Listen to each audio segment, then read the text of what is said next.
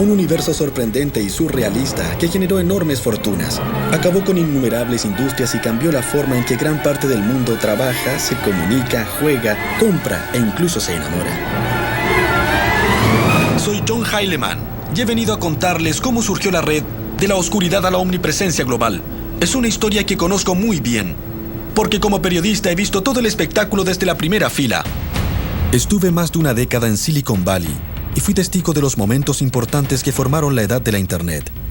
Una edad que comenzó con una gran lucha de poder para decidir quién controlaría el futuro de la red emergente. Jim Clark comenzó a golpear la mesa y dijo: hay que cotizar en la bolsa, hay que hacerlo ahora. Al cierre de la bolsa, gané 663 millones. Una lucha que terminaría con una épica batalla en los tribunales. No tengo idea de qué está hablando. Que se recordará como la guerra de los navegadores. Parecíamos un ciervo encantilado con Microsoft ante nosotros. No sabíamos qué hacer. Fue todos a cubierta. No es un ejercicio. Nos aplastarán, nos aplastarán. Debemos destruir esta compañía. La Internet. La guerra de los navegadores.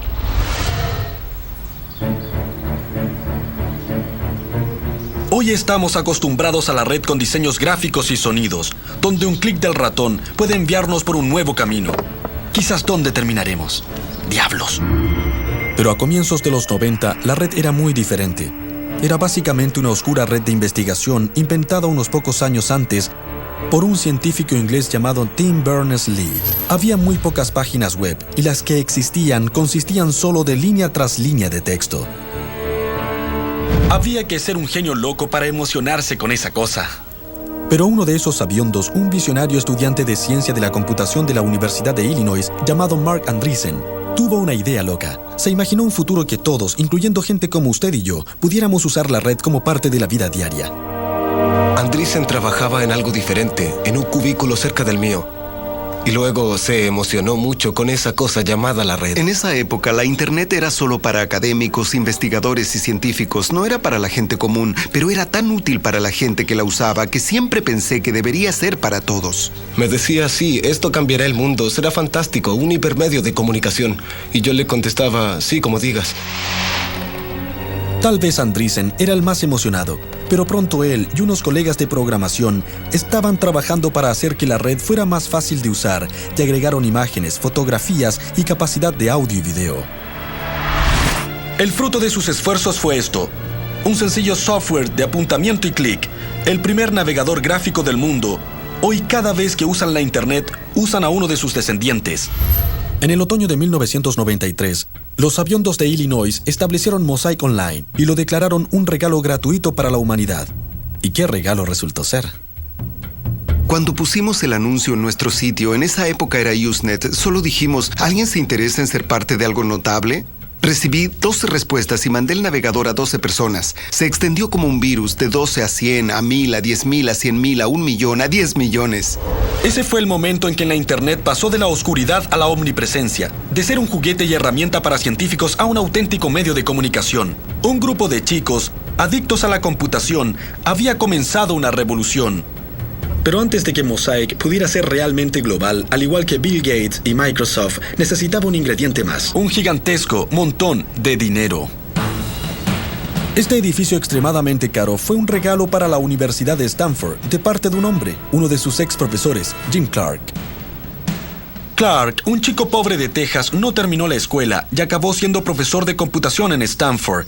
Fundó la empresa Silicon Graphics, que lo convirtió en una leyenda en el Valley. Le gustaban los autos rápidos, los vinos caros, los juegos peligrosos en el aire, como volar un avión de acrobacias. Cuando nos conocimos, me llevó en un helicóptero y casi nos mata a los dos. Clark recién había dejado Silicon Graphics y buscaba algo nuevo, algo grande. Cuando vio Mosaic, se convenció de que lo había encontrado. Había pasado muchos años pensando sobre la convergencia de los medios de comunicación con la tecnología digital. Así que en cierto modo se cristalizó en mi mente que la Internet y la red mundial finalmente serían los que iniciarían esa convergencia. Clark no perdió tiempo y se puso en contacto con Marc Andreessen, recién graduado de la universidad, y se lo llevó de Illinois directo a un trabajo en Silicon Valley. En el 94 recibí un correo electrónico de Jim Clark. Me decía que comenzaría una nueva compañía de software y si quería conversar con él. Rompí mi regla de no levantarme antes de mediodía y desayunamos a las 7 a.m. En los meses siguientes, Mark y Clark se hicieron inseparables mientras pensaban en cómo convertir Mosaic en una empresa comercial. Pero era algo que no podían hacer solos. Necesitaban un equipo y pronto fueron a Illinois en un viaje de reclutamiento que significaría el comienzo de la edad de la Internet. Subimos a un avión, llegamos tarde y nos encontramos en una pizzería. Comimos y bebimos cerveza y hablamos en general de lo que pensábamos. A decir verdad, creo que todos nos sentíamos un poco intimidados. Era un tipo importante de Silicon Valley, relativamente famoso y había fundado una gran empresa de computación. Todos sabíamos que tenía mucho dinero y había venido hasta acá. Y nos escuchaba. En esa época no tenía un concepto de cómo ganar dinero. Pero como en otras cosas, si hay mucha gente que usa algo, si había logrado 1 millón de usuarios en un periodo de 9 meses, tenía que haber una forma de ganar dinero. Pero esos chicos lo ignoraban. Pero lo que le importaba a Clark era incorporar a los genios locos de Illinois y les hizo una oferta que ni siquiera habían soñado. Todos estábamos impresionados, un poco confundidos. Yo estaba en el penúltimo año de la universidad y recibir una oferta de trabajo por esa cantidad de dinero antes de graduarme era como para emocionarse, ¿no lo creen? ¿Quién podía rechazar algo así? Parecía obvio que el navegador de la red cambiaría el mundo. Tal vez Jim Clark captara el concepto, pero la mayoría no lo hizo, incluyendo también una persona que debió notarlo: Bill Gates. Bill Gates era cofundador y presidente ejecutivo de Microsoft, la compañía de alta tecnología más importante y más rentable. En el curso de 2 décadas, Microsoft estableció un cuasi monopolio sobre los sistemas operativos y usó ese monopolio para controlar con mano de hierro toda la industria. La red era el ciberespacio usado como una carretera amplia, veloz, que podía llevarnos a cualquier parte que nos guiara la curiosidad. Pero Bill Gates creía que en esa carretera había que pagar peaje, que Microsoft sería el recaudador y nosotros pagaríamos por conducir. Muchas gracias. El sistema en línea de Gates se llamaba Microsoft Network. ¡Qué sorpresa! En 1994 mucha gente supuso que tendría éxito en imponerlo al mundo, como generalmente lo hacía. Era la supercarretera de la información que los futuristas habían predicho durante años, que aunque Gates aún no se había percatado, su peor pesadilla estaba por hacerse realidad. Un grupo de chicos jóvenes y ambiciosos, tal como él lo fue alguna vez, estaban por amenazar todo lo que él representaba y todo lo que Microsoft había conseguido.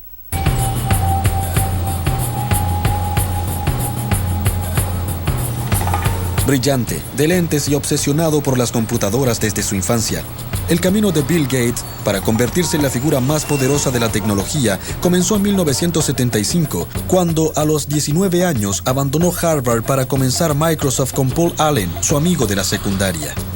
La visión de Gates era simple y muy ambiciosa. Un computador en cada hogar y en cada oficina, y cada uno de ellos con software de Microsoft. En 1993, su sueño estaba cerca de ser realidad. Casi el 90% de los computadores tenían Windows de Microsoft. Gates y el ejército que había reunido en la sede de Microsoft, en las afueras de Seattle, trabajaron muchísimo y eran muy rudos con sus rivales. La compañía subía y dejaba una estela de cadáveres a su paso. Competidores como Lotus, WordPerfect, Borland o Novell, incluso la poderosa IBM cayó de rodillas. Gates era uno de los hombres más ricos e influyentes, y lo sabía. Una noche en una cena, él y unos amigos discutían la elección de Bill Clinton y Gates dijo: «Yo tengo tanto poder como el presidente». Su esposa le dio un puntapié bajo la mesa, pero a decir verdad, tal vez era cierto. Para muchos, el poder de Gates era seductor. Ya se tratara de un joven y ambicioso ingeniero de software como Thomas Reardon, Hadi Partovi, o un ejecutivo con experiencia como Sam Yadala. Microsoft era el lugar donde había que estar, un lugar en que no importaba ser guapo o atlético, un lugar en que la inteligencia, medida en la capacidad para diseñar códigos, era lo único que contaba, o sea, el nirvana de los sabiondos. A comienzos de los 90, la sede de Microsoft era un lugar muy dinámico. Estaban las personas más inteligentes del campo computacional y todos eran de edades diferentes. En general, era una empresa sumamente joven. La edad promedio era de 26 o 27 años. Microsoft no era la compañía más grande de software, pero en una forma extraña era la más intensa. Era evidente, se sentía una suerte de vibración en cuanto cruzabas la puerta. Era una especie de petulancia que permeaba todos los trabajos en Microsoft. No eran solo los ingenieros. Llegué a Microsoft en 1987 y vi a un grupo de personas que querían ganar, que era muy agresivo respecto a la competencia. La conducta de Microsoft era definitivamente extrema, pero era menos por arrogancia que por miedo e inseguridad. Gates sabía que en cualquier momento podía surgir un pequeño principiante en un garaje y derribar a Microsoft, tal como ellos lo habían hecho con otros. Junto con su leal lugarteniente Steve Ballmer, estaba decidido a no dejar que ocurriera. Mientras Gates abandonó la universidad, Ballmer estudió economía. Mientras Gates era el superego cerebral de Microsoft, Ballmer era su ego reprimido, fornido y emotivo. Pero no era nada comparado con el mismo Gates, el más listo de todos en Microsoft. Un genio que no soportaba a los necios, si es que lograba hacerlo. Eso es ridículo. Yo no usaría esa cosa. No. Alguien está confundido. Alguien no está pensando. Eso jamás. Creemos que Ustedes sucederá. nunca comprendieron. No comprendieron ni lo más mínimo.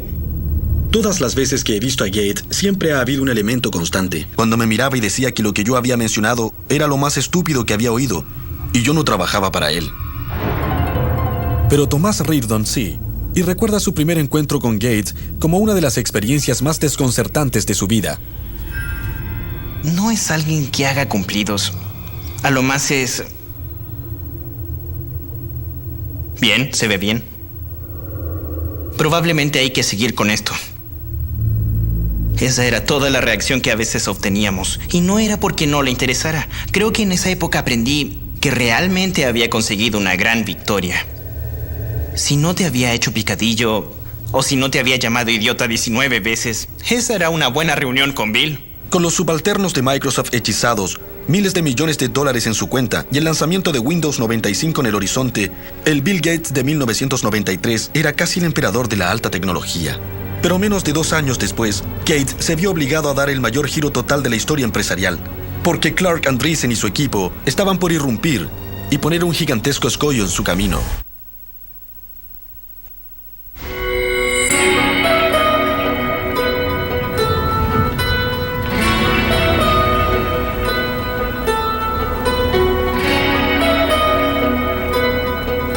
Ciertas partes del mundo son como imanes para algunas personas. Los Ángeles para los actores, Las Vegas para los jugadores, París para los artistas. El trecho de 50 kilómetros entre San Francisco y San José siempre ha sido un imán para los interesados en tecnología. En el verano del 94, este lugar se había convertido en la sede de Jim Clark y su banda renegada de pioneros navegadores de la red. En los meses que siguieron, lanzaría la empresa de software de mayor crecimiento que el mundo haya visto, Netscape Communications. Bajo la mirada vigilante de Clark, la gente de Netscape se dedicó a la causa de extender el alcance de la red, todavía incipiente, con la esperanza de enriquecerse en el camino. Pero primero tenían que enfrentar un caso severo de choque cultural. Nunca antes había venido a California y cuando llegué pensaba, ¿por qué nadie me ha hablado de este lugar? Esto es la Meca. Esto es como Disneylandia para los entendidos. También fue una idea brillante sacar a varias personas de su medio conocido e insertarlos en la nueva compañía que nacía, porque no sabíamos hacer otra cosa sino trabajar. El plan era simple. En Illinois, la banda había creado el primer navegador gráfico de la red Mosaic. Ahora debían trabajar como locos para hacer un nuevo navegador basado en ese y convertir la Internet en el futuro del comercio y la comunicación. Solo otro día en la oficina, ¿verdad? Creo que el objetivo, tal como me lo dijeron a mí y al resto del grupo, era conquistar el mundo lo más rápido posible. Nada excepcional, nada demasiado grandioso, solo había que hacer un software tan atractivo y tan fantástico que habría que ser un necio para no desearlo. Todos en Netscape sabían que el tiempo era esencial. Día a día la red se hacía cada vez más popular. El temor era que otra compañía viera su potencial y lanzara un navegador antes de que Netscape pudiera hacerlo. Tenía un ciclo de 36 horas, trabajaba 24 y dormía unas 12 horas. Me alimentaba de caramelos y refrescos. Una vez que comenzamos, había una gran sensación de urgencia. Todos sabíamos que no era una cosa difícil de hacer. Y tenía motivos de preocupación. En Seattle, aunque Bill Gates todavía tenía dudas acerca de la red, algunas personas de Microsoft eran conscientes de la existencia de Netscape. Thomas Reardon los contactó una vez para obtener información, pero Netscape, por mucho temor que sintiera, daba una impresión muy diferente, una de gran arrogancia. Estábamos conscientes de ellos a la distancia. Así que llamé y hablé con un ejecutivo y básicamente me dijo que no le interesaba. Mi reacción fue, vaya, siempre que llamaba todos decían, wow, es Microsoft. Con Netscape, después de 15 minutos me dijeron que no les interesaba. Simplemente eso, ni siquiera que los volviera a llamar. La costumbre de los que trabajábamos en Microsoft era ser como los reyes de la industria y en algún momento nos rendían honores, cierto tipo de homenaje, pero nada. Era obvio que culturalmente Netscape ya entonces percibía a Microsoft como el enemigo.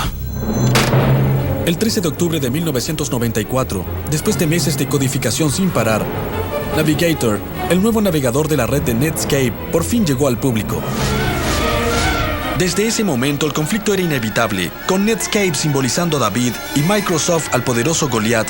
Uno pensaría de que David no tenía mucha oportunidad en esa pelea, pero desde que Netscape lanzó Navigator, este fue un éxito instantáneo y arrollador. La noche en que lo lanzamos estábamos en una sala de reuniones, una computadora registraba las descargas y se oía un cañonazo cada vez que bajaba el software. Después de un momento parecía una guerra porque los cañonazos sonaban sin parar. Pronto la red se extendía por todo el planeta como un incendio. La edad de la Internet había comenzado y no tenía nada que ver con Microsoft. Nunca habíamos visto algo así en la historia del software. En 30 días, el 90% de la gente que estaba en la red cambió de Mosaic a Netscape. Eso no sucede con el software. Nunca, jamás, jamás. Hubo un momento en que Netscape llegó al 1.000.000 de descargas y de pronto pensamos, ¿qué está pasando? ¿1 millón de descargas? Eso es bastante. Pero la preocupación que Microsoft sentía por Netscape iba más allá de su pequeño navegador, para comprender por qué se requiere cierto conocimiento técnico. En el negocio de la computación, las compañías más poderosas controlan lo que se llama una plataforma de software. Es el software sobre el que otros programas pueden funcionar. Con su casi monopolio del sistema operativo Windows, Microsoft controlaba la plataforma máxima. Todo el negocio computacional estaba basado en ello. Durante años fue imposible imaginar que alguien pudiera desafiar su supremacía. Pero ahora los rivales de Bill Gates en Silicon Valley imaginaron un futuro diferente. Un futuro en que el navegador sería una plataforma alternativa, en que todas las necesidades pudieran resolverse en línea. Así se nivelaría el terreno en la industria. Y entonces Windows, el software más rentable de la historia del mundo, sería irrelevante. De pronto nos dimos cuenta de que teníamos un defecto en la armadura. Había una forma en que se podía desplazar la franquicia Windows. Había situaciones que podía llegar a ser populares y en los que podríamos perder nuestra posición de liderazgo. Microsoft no podía ignorar el repentino éxito de Netscape. De pronto Bill Gates comprendió todo, no solo la importancia de la red, sino la dimensión de su propio asombro estratégico y la necesidad de hacer algo al respecto. Tarde una noche, Gates se sentó ante su computadora y escribió un memorando a sus tropas titulado El maremoto de la Internet.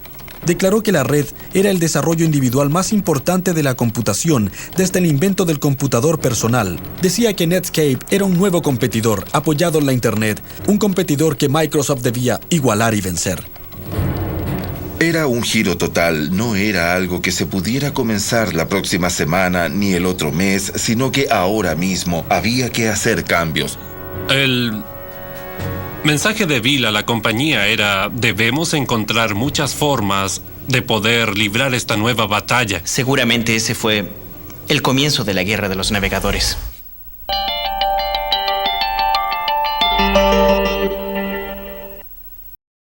Si estás disfrutando de este contenido, no olvides suscribirte al canal y activar la campanita de notificaciones para no perderte nuestros próximos vídeos. Tu apoyo es muy importante para nosotros.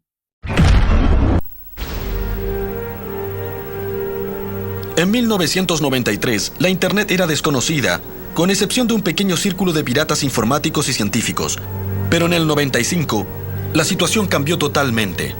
Gracias a la magia y a la energía frenética de un grupo de ingenieros de Silicon Valley, la Internet se convertía en un fenómeno a gran escala, en una tecnología comparada en importancia con la televisión y la imprenta. A la cabeza estaba Netscape. Su navegador se convertía en la puerta de la red para millones de personas. La compañía tenía un presidente ejecutivo respetable y los ingresos aumentaban. El futuro se veía muy brillante, ¿o no? Este hombre pensaba que no.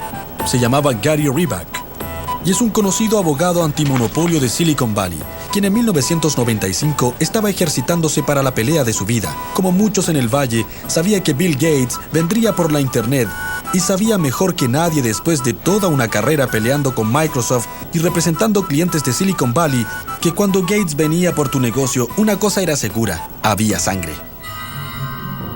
Ahora Netscape había contratado a Reback. De inmediato vio que la nueva compañía había subestimado terriblemente la amenaza que enfrentaba. Netscape suponía que Microsoft se vería obligada a obedecer la ley, o que alguien los obligaría a obedecer la ley. Me imagino que no es algo excesivo, porque si alguien comienza un negocio, no espera que su competidor le queme la fábrica o vaya donde los distribuidores y los amenace con eliminarlos del mercado si distribuyen otro producto. Pero les diré algo, eso fue lo que hizo Microsoft. El problema era que Microsoft y Bill Gates veían a la nueva compañía como la amenaza principal a su dominio. En el primer golpe de esta guerra, Gates envió a un grupo especial que incluía a Thomas Reardon para una reunión detrás de las líneas enemigas, aquí, que en esa época era la sede corporativa de Netscape. El resultado fue una de las reuniones más controvertidas de la historia de los negocios modernos. Sabemos que la reunión entre Microsoft y Netscape se llevó a cabo aquí, pero lo que se dijo a puertas cerradas sigue siendo tema de un debate intenso. La versión de Microsoft es más o menos así. Fuimos allá en junio, en el verano del 95, y tuvimos una reunión muy amplia de cómo podríamos trabajar con Netscape, cómo podríamos trabajar con los servidores, los navegadores, y de qué modo Microsoft Word podría trabajar con el software de Netscape. Fue una conversación muy amplia que duró unas 6 horas. Hablamos todo el día. Fue interesante, fue una reunión sencilla y sin problemas. Eso no suena tan mal, pero la versión de Netscape es un poco diferente. En una reunión les hicieron una oferta, y la oferta fue: yo gano y tal vez estés allí, o yo gano y tú no estarás allí. Esas fueron las dos opciones que les dieron. Fue como esa escena del Padrino. A Netscape le hicieron una oferta que no podía rechazar. Yo era un bebé. Algunos de los chicos y yo fuimos allá y es cierto, amenazamos a Netscape como en El Padrino. Es absurdo, por donde se mire. Microsoft nos ofreció $1 millón por acceso ilimitado a toda nuestra tecnología en un solo pago. En esencia nos dijeron: les compraremos todo el negocio por $1 millón. Tómenlo o déjenlo, pero si lo dejan, copiaremos todo lo que hagan. Recuerdo que en ese momento pensé: si esto no es ilegal, debería serlo. Si lo que Netscape decía era verdad, significaba que Microsoft había quebrantado la ley antimonopolio, para ser más preciso. La esencia de esa ley es regular la conducta de las compañías que tienen un monopolio, lo que muchos expertos decían que era el caso de Microsoft con su sistema operativo Windows. Pocas horas después de la reunión, Netscape le dio instrucciones a Gary Reback para que avisara al Ministerio de Justicia sobre lo que había pasado y comenzara el trabajo preliminar para una demanda contra Microsoft. Pero Thomas Reardon olió algo sospechoso. ¿Por qué Netscape tenía un abogado antimonopolio y no cualquier abogado, sino el legendario Gary Reback? El hombre conocido, famoso, por ir durante años tras Microsoft e instigar una demanda del gobierno en contra de la compañía. Sabíamos que nos habían engañado, que todo fue planeado. ¿Una teoría paranoica? Sin duda. En esa época Netscape era la compañía de alta tecnología más popular. ¿Por qué necesitaba engañar a Microsoft? En Wall Street, los analistas y banqueros habían comenzado a dar sus pronósticos y hablaban de las brillantes posibilidades de Netscape si salía a la bolsa de valores. Miré nuestras proyecciones para Netscape y me di cuenta de que era posible que fuera la compañía de software de mayor crecimiento de la historia. Jim Clark comenzó a golpear la mesa y dijo: hay que cotizar en la bolsa, hay que hacerlo ahora. Y todos le dijimos: ¿en serio? ¿Estás seguro? Casi se podía predecir que tendríamos al menos un ingreso de 60 u 80 millones. Un momento, esperen un minuto, pensemos en esto. Antes de Netscape, la regla estándar de Wall Street era que una compañía necesitaba al menos un año, ojalá 2, de obtener ganancias fuertes antes de pensar en cotizar en la bolsa. Pero en 1995, Netscape solo llevaba un año de existencia. No tenía un centavo de ganancias y no tenía idea de cómo lograrlas. Según Jim Clark, el motivo para cotizar en la bolsa era porque quería una gran ganancia para construir el yate computarizado más grande del mundo. En esas circunstancias, era una locura salir a la bolsa, ¿no creen?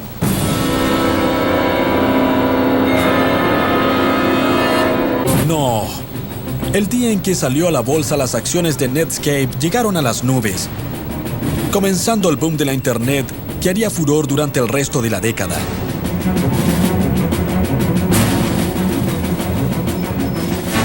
Yo me encontraba en el parque y fui a hablar con nuestro corredor David Slane y Matt Dasolda, el encargado de nuestro escritorio. Se paró frente a mí y literalmente impidió que me acercara a Dave. Le pregunté, ¿qué pasa? Y me contestó, hay un enorme volumen de transacciones y Dave necesita toda la concentración que pueda conseguir. Comenzamos a ver mayor cotización de la historia, mayor crecimiento. Todos dijimos, en verdad le gustamos a la gente. La Internet empezó de la nada a ser la historia más grande en llegar a los medios de comunicación y a la conciencia del consumidor.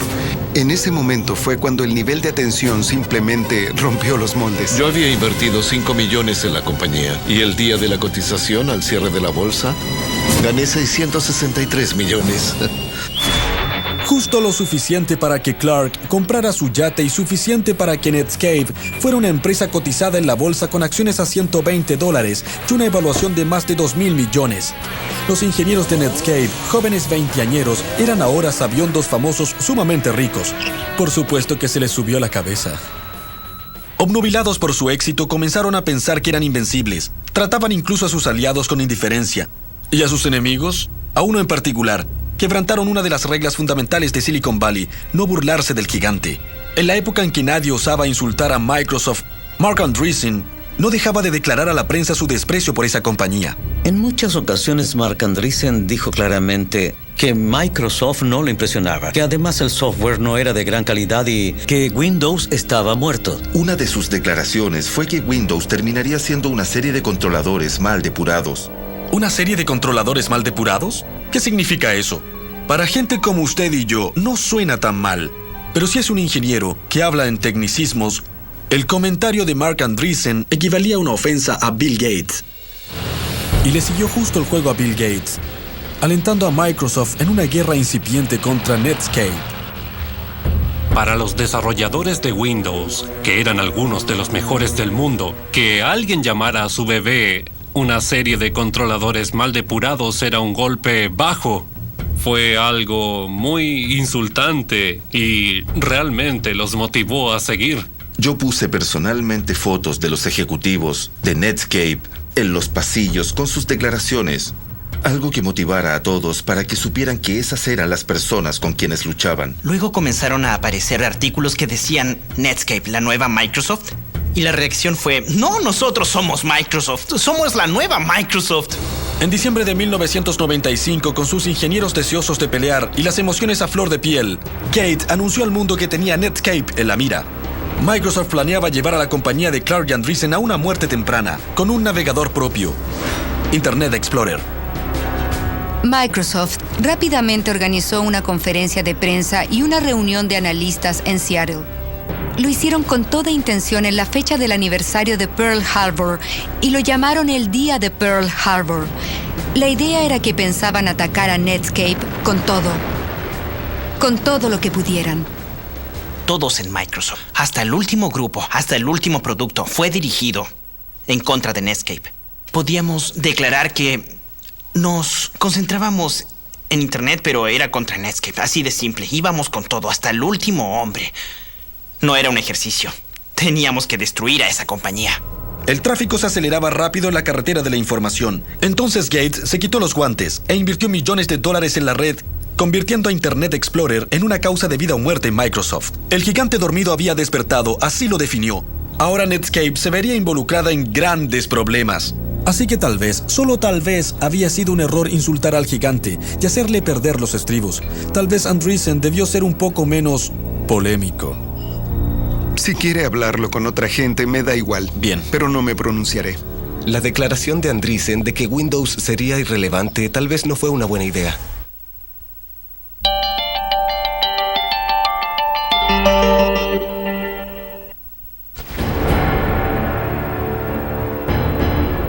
El 96, la Internet estaba por explotar. Microsoft y Netscape tenían miles de millones en juego y se trenzaron en una lucha de poder sobre quién dominaría el nuevo mundo de la red. Ahora entraban en la fase final, la más dramática, y para Netscape, la más devastadora. A pesar de que Netscape iba adelante, el equipo Internet Explorer de Microsoft tenía ventajas reales. Enormes recursos financieros, reservas de talento y un líder Bill Gates que estaba dispuesto a todo, incluso a quebrantar la ley, para aniquilar a Netscape, la nueva compañía que ahora reinaba en la red, que fascinaba al público y que amenazaba con socavar el reino del miedo de Microsoft. Recuerdo haber ido a la universidad donde hablé con unos amigos. Les dije que trabajaba en un competidor del navegador de Netscape y todos se reían de mí diciendo, ¿de qué estás hablando? ¿Cómo se te ocurre? El plan de Microsoft era sencillo: analizar todos los movimientos de Netscape e imitarlos, lanzar versión tras versión de Internet Explorer y acortar lentamente la ventaja de Netscape en el mercado de los navegadores en un 1% cada vez. Mi día típico era: me levantaba, le daba desayuno a los niños y a la guardería. Llegaba al trabajo como a las 9:30 y me quedaba hasta las 3:30 de la madrugada. Llegaba a casa, dormía 4 horas, me levantaba, desayunaba, llevaba a los niños y trabajaba de 9:30 a 9:30. No nos pagaban extra comparado con otros empleados de Microsoft. Solo temíamos que nuestro producto perdiera. No solo los ingenieros trabajaban como si su vida dependiera de ello. Gates también tenía otra arma formidable a su disposición: su oscuro ejército de vendedores. Reservados, implacables y a veces solapados. Su misión era clara: sacar el navegador de Netscape del negocio fuera como fuera. Cortarle el suministro de aire, como dijo alguien de Microsoft, y obligar a los consumidores de Microsoft a usar el Internet Explorer. La gente que vendía el software a los fabricantes de computadoras era como si perteneciera a un culto oscuro. Sabíamos que hacían dinero en formas que tal vez nadie quiera conocer. Eran como ninjas. Nadie les preguntaba lo que hacían, solo iban y hacían grandes tratos por $500 millones. Eran grandes contratos de multimedia.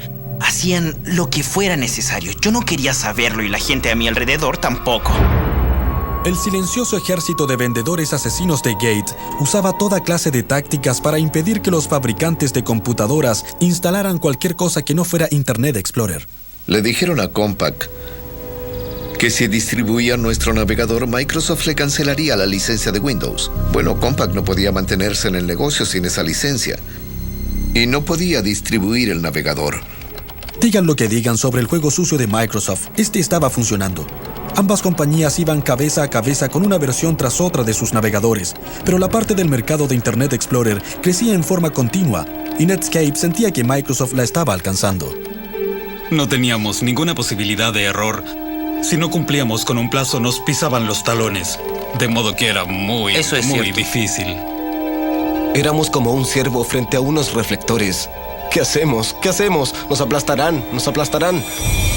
La sensación de muerte inminente de Netscape se vio agravada por otra cosa. Si la compañía quería realizar su potencial, tenía que obtener ganancias, de modo que cada centavo era valioso. Pero Microsoft tenía miles de millones de dólares en el banco, lo que le permitió hacer algo extraordinario. En vez de cobrar por su navegador como Netscape debía hacerlo, Microsoft entregó gratis el Internet Explorer, integrado en forma perfecta en el sistema operativo de Windows. Con Explorer 4 se terminó. Ya no era más ganaremos. Con Explorer 4 teníamos más del 80% de los usuarios. En septiembre del 97, la guerra había terminado. Microsoft había triunfado. Netscape se tambaleaba, su negocio daba tumbos, su supervivencia era dudosa. Para celebrar el lanzamiento del Explorer 4, Bill Gates dio una fiesta en honor de los guerreros que crearon su navegador. Pero en vez de hacerla aquí, en Seattle, decidió que un lugar mucho más adecuado sería San Francisco, el corazón del territorio de Netscape. Durante la celebración, Thomas Reardon y sus colegas ebrios se fijaron en un símbolo de 3 metros de Internet Explorer que estaba en el vestíbulo y tuvieron una idea diabólica, aunque beoda. subimos esa enorme que pesaba, no sé, cientos de kilos a un camión y realmente ni siquiera la pudimos amarrar al camión. Después de asegurar la gigantesca al camión, la gente de Microsoft le pagó a un conductor para que los llevara hasta Silicon Valley. Lo arrojaron aquí, en la fuente de Netscape, y regresaron tambaleándose al hotel. ¿Una broma juvenil? Por supuesto, pero también fue un símbolo adecuado. Desde ese momento todo fue cuesta abajo para Netscape. Un año después, su parte del mercado era inferior al 10%. La compañía que introdujo la edad de la Internet resultó adquirida por otra más grande pero menos atractiva, AOL. Teníamos la sensación de que estábamos haciendo algo duradero, pero cuando terminamos en AOL, todos sentimos que se había acabado, que era el fin, que no iba a durar. Eso fue bastante duro. Jim Clark también estaba decepcionado por la muerte de Netscape, pero tenía una cierta manera, más bien varios millones de maneras de consolarse. Invertí 5 millones en la compañía. Y al final gané cerca de 2.000 millones. Esa es una ganancia mayor a la esperada. Todos los ingenieros de Netscape también ganaron unos cuantos millones, pero al final se quedaron pensando en lo que pudo ser. Saben, no éramos nada. Éramos mucho mejor que eso. Sí, éramos mucho mejor. Habríamos sido perdedores amables. No, habríamos sido malvados. Ahora simplemente lo sé, pero nunca tuvimos en verdad la oportunidad de serlo. Jim Clark y su banda de codificadores terminaron derrotados, aunque para ellos la guerra había terminado. Pero para Microsoft y Gates era todo lo contrario. Enfrentarían a un enemigo mucho más grande y más implacable que Netscape.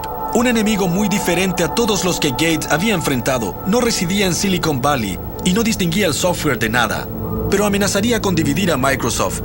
El enemigo era el gobierno, que ahora creía que Gates no era un héroe, sino un terrorista tecnológico.